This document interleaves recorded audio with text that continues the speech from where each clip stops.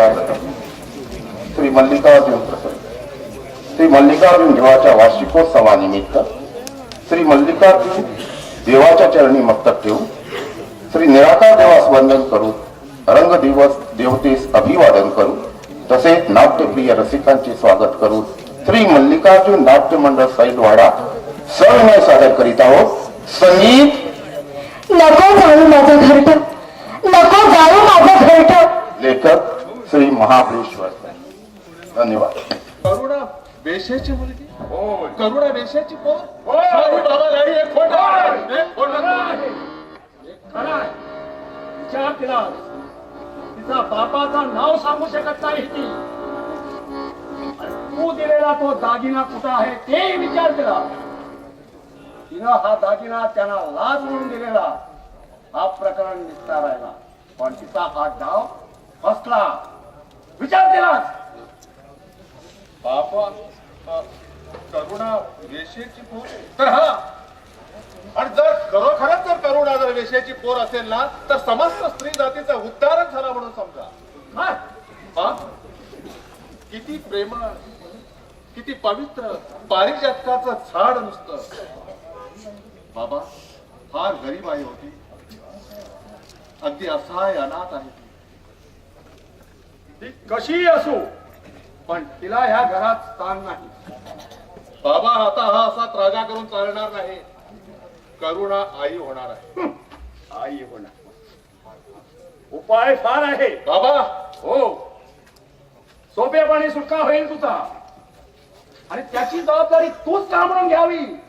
तूच का म्हणून बोलून चालून ती वेश्याची मुलगी, बाबा! वेश्याच्या मुलीचा गर्व आहे तो. तूच का म्हणून घ्यावी. पित्याच्या नात्याची आणि मानवी नीतिमूल्याची विटंबना करता आहात तुम्ही. तुम्हाला बाप म्हणायला देखील मला शरम वाटते आहे.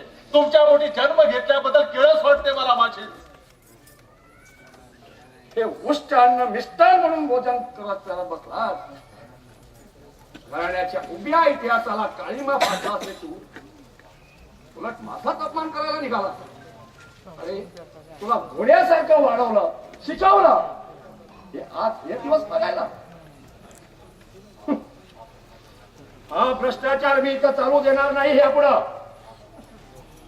हा संबंध तू इथंच तोडायला हवा. ते तितकं सोपं नाही बाबा. तो आमच्या जीवन मृत्यूचा प्रश्न होऊन बसला आहे. जीवन मृत्यूचा प्रश्न. ही वेश्येची मुलगी आहे हे सिद्ध झाल्यावर सुद्धा तुझा जीवन मृत्यूचा प्रश्न. बाबा स्त्री ही जन्मताच वेश्या म्हणून कपाळी शिक्का मारूनच जन्माला येत नसते. ते गरीब काही आहेत, वासनेच्या बाजारात जबरदस्तीने दावणीला बांधलेल्या. कुणीतरी कधीतरी तिचा उद्धार हा करायलाच हवा. तो मी केलाय. तुला आहेस.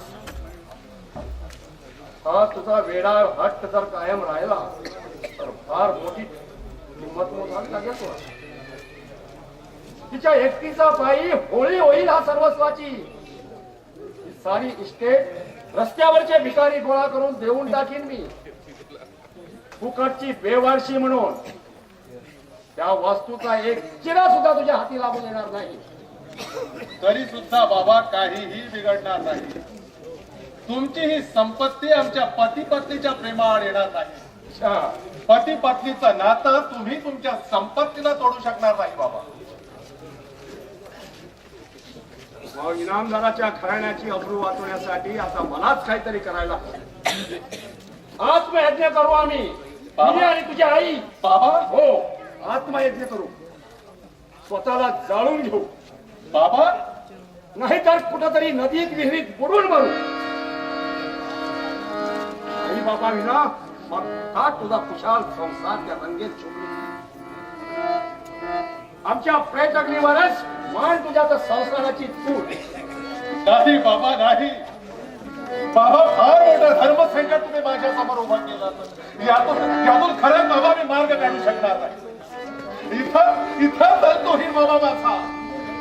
बाबा बाबा बाबा अजूनही विचार करून थोडी तरी मागा प्लीज. घराण्याच्या इज्जतीसाठी आता मी माघार घेणार नाही. मी प्राण करीन पण मी माघार घेणार नाही. बाबा विचार करायचा तो तू मी नाही. तूच विचार करावा लागेल याच्याबद्दल. बाबा तूच विचार करावा लागेल.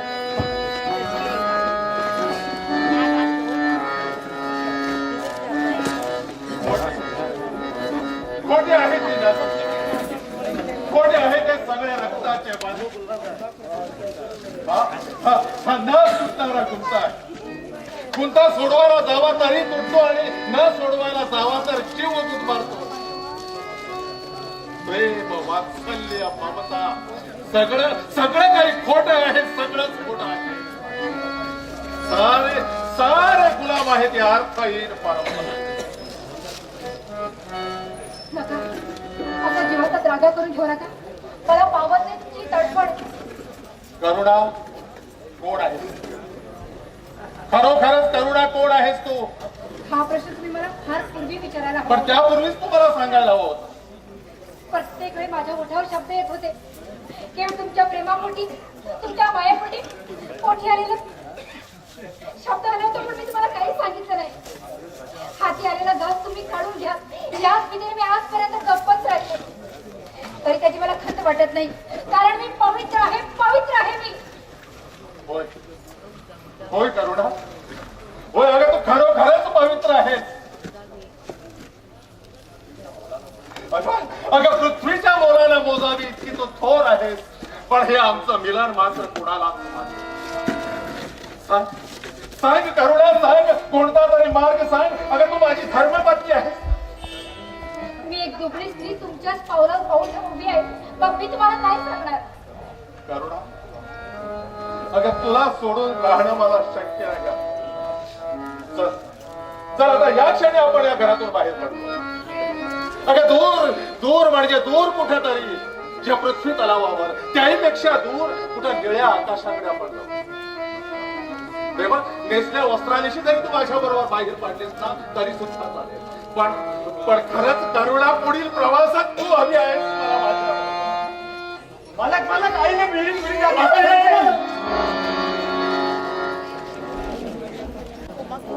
आईनं घराण्याच्या ओसर पाठीवर मारून मला सुधारले. सुदैवानं वाचली नाहीतर मात्र हत्याचं पाप माझ्या कपाळी लागलं. अगं आई का तू असा त्रागा केला? अगं एक पंख तुटलेली चिमणी तुझ्या मातृत्वात आली होती पण तू पाण्यात नव्हती. अगं मातृत्वाची खरी ऊब हवी असते ती करुणेसारख्या एका निष्पाप तरुणीला. अगं आई तुझ्या या मातृत्वाची अशी गंगोत्री का झालीस? आणि त्या तुझाचा प्रिय पुत्र गटांगळ्यात तत्वाची गटांगळ्यात पहा कसा अंधकार पसरलाय माझ्या डोळ्यासमोर. थोर धुक आणि त्यात मानवतेच्या त्या भयान चिंकारा नाही मला पाहत नाही. थोर दुःख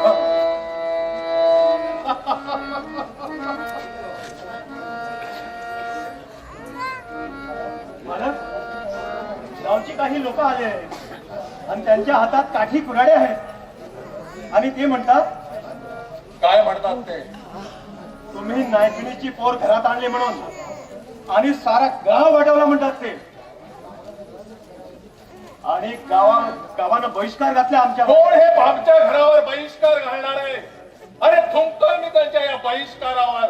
इनामदाराचा मुलगा आहे मी अरे पायदळीत उडवतोय मी त्यांचा हा असला हलकट बहिष्कार. बाईला घरातून बाहेर काढले नाही तर या वाड्याला आग लावून देता म्हणतात. अरे भीक घालीत आहे मी त्यांच्या या असल्या धमक्याला. अरे कुठं आहेत ते हरामखोर मित्रांनो?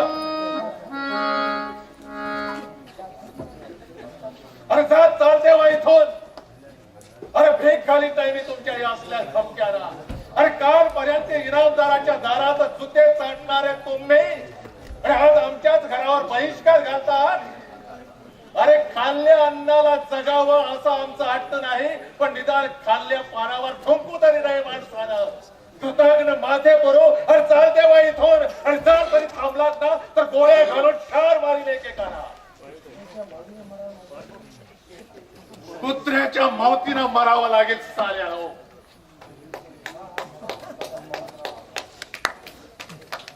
अरे रे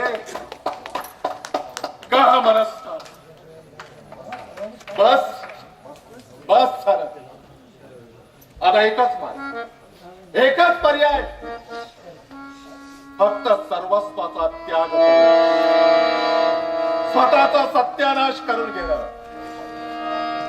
जो बाजूने पहा तर पहा कसा घाण्याना फणीवर चाललाय आमच्यावर इकडे तिकडे पूर्ण चबडे खणूनच आहेत आणि त्यात माझे आई बाप तर जीव घ्यायला तयार झाले आहेत अरे नका कुणीही मरू नका मरणार आहे तो फक्त मी एकटाच मरणार आहे एकटाच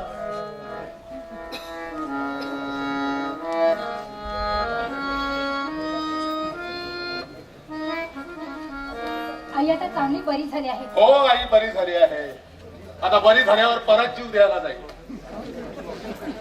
काही सांगू नकोस सर्व बांध तोडलेत मी सारे पाश या क्षणापासून तोडून टाकलेत मी कुणीच लागत नाही माझं ज्या जगात कुणीच नाही तो सुद्धा माझी कुणी लागत नाही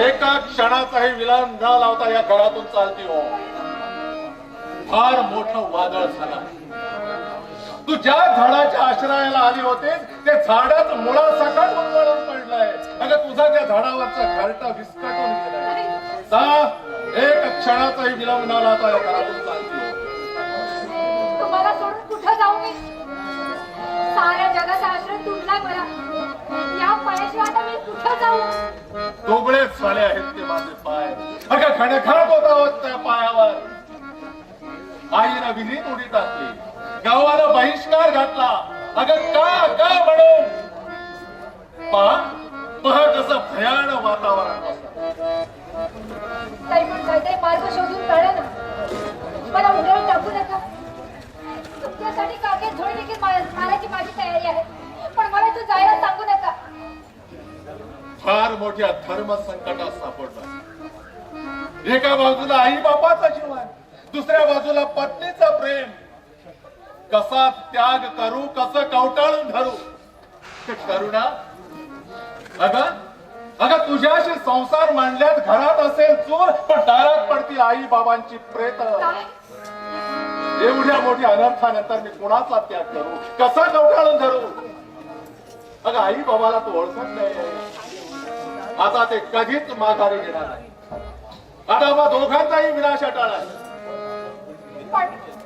पण माझ्या बरोबर तुमचा हा बळी का म्हणून का हा तुम्हाला मनस्ताप तुझ्या बरोबर माझा बळी का म्हणून ऐक करुणा ऐक राज रस्त्यावर भर दिवसा दरोडा घालणारा एक दरोडेखोर होता त्याची एक सुंदर प्रेयसी होती एक दिवस तो दरोडेखोर पोलिसांना पकडला गेला आणि त्याला फाशीची सजा झाली त्याच्या दुसऱ्याच दिवशी त्या प्रेयसीचं प्रेत त्या झाडाला लोंब काढताना साऱ्या जगाला पाहिलं सांगू शकशील त्या प्रेयसीनं आत्महत्या का केली पण तुम्हाला अशा विकट स्थिती जगून जाणं मला शक्य होणार नाही मूर्ख स्त्री आहेस तू करुणा मूर्ख स्त्री आहेस नाही तर खटके मारून तुला या घरातून हाकून लावावं लागेल मी संबंध तोडले साऱ्या जगाशी नाळ तोडली मी माझ्या मोह माहिती अगं कुणीच मागत नाही माझं या जगात तू सुद्धा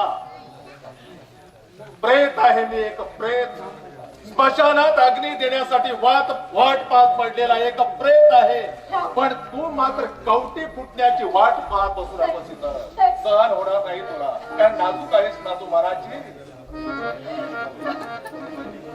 चाल नेग म्हणतोय ना इथून नाही करुणा तुला गेलंच पाहिजे रागवू नका आणि मला छेड करू नका मला भीती वाटते तुमची मला काहीच समजेल असं झालं जाईल मी खरं जाईल मी कुठे जाईल पण तुम्हाला दुःख द्यायचं नाहीये मी जाईल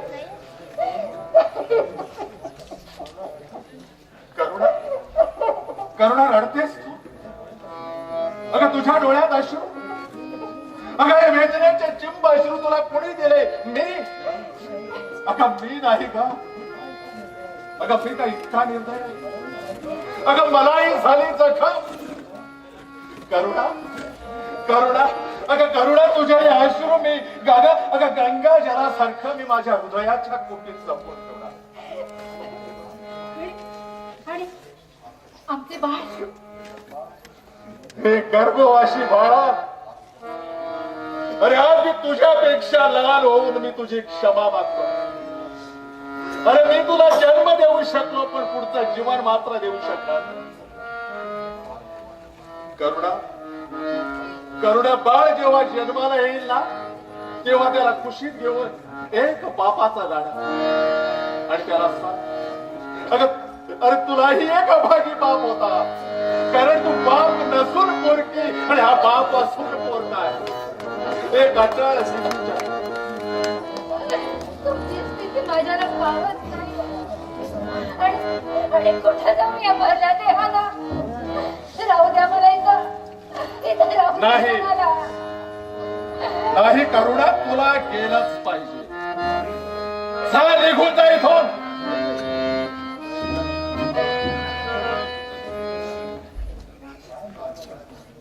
काय मिळालं मला, काय हरवलं आता. आता या भरल्या देहानं मी कुठं जाऊ. नाहीतर त्यांना यातना तरी किती देऊ. यांच्या आई बापानं एखाद्या वेळी एकदम जीव दिला तर मग त्या बाबाचं घर येऊन मला जगावं लागेल. नाही,